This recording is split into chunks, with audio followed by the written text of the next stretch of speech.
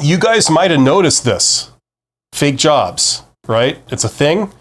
It's a concern for a lot of people. If you don't know what this is where you see job postings online.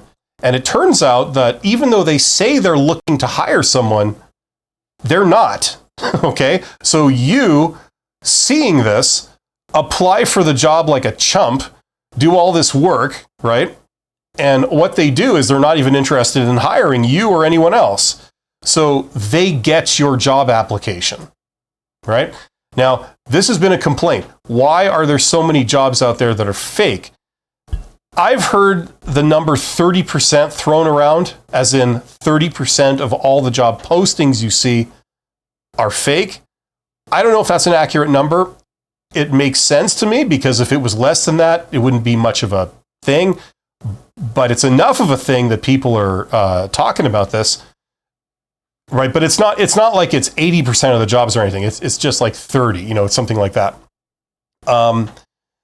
Okay, this is obviously a concern. So why are there so many fake jobs? What's going on the other end? Well, a lot of it is companies being lazy or recruiters being incompetent, and they're leaving the job postings up even after they've filled them. So that's one reason, okay?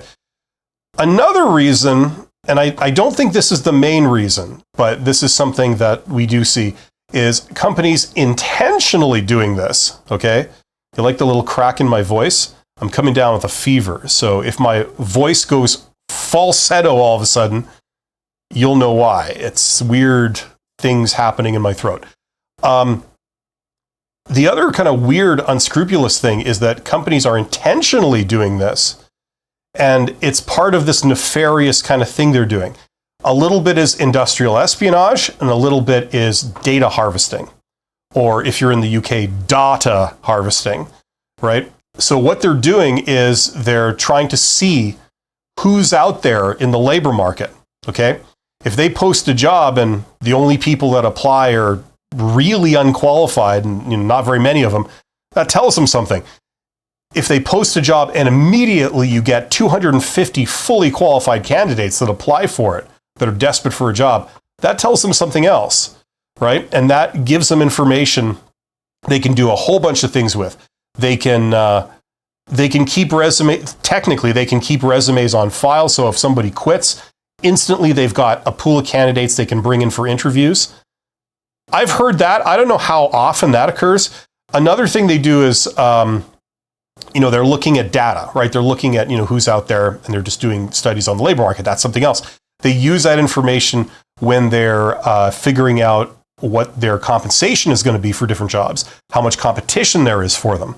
If there's a lot of competition, then they won't offer as much money. If there's very little competition, then they might offer more money. So things like this, there's all kind of like that stuff going on.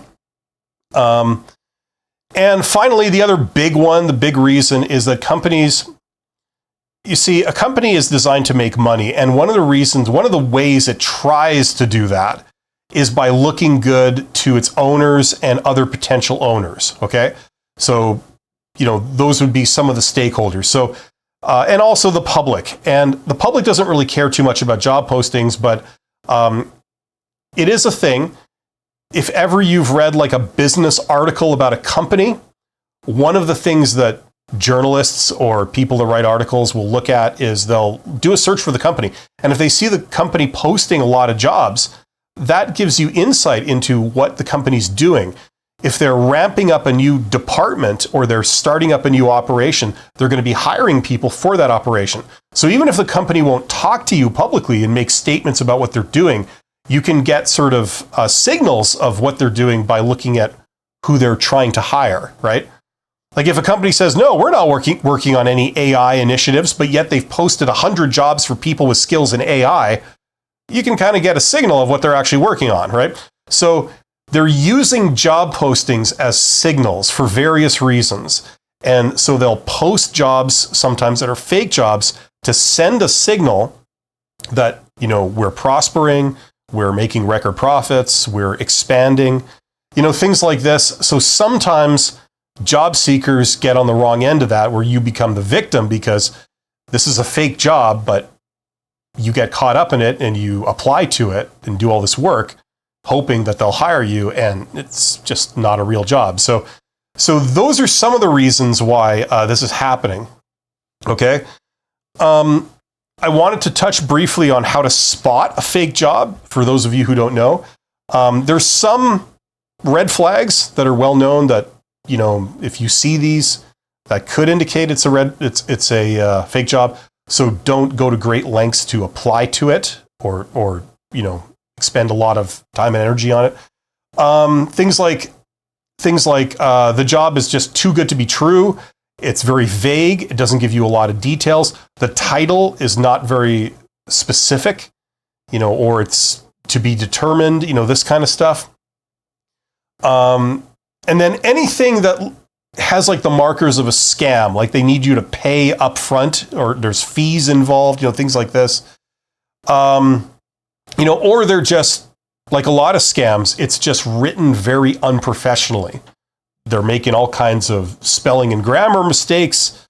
If this is supposed to be coming from a Fortune 500 company, but yet they can't string a sentence together, that's probably a fake job. Okay. What can you do about fake jobs? Like how to respond to this if you want to try and get some insight into what's going on.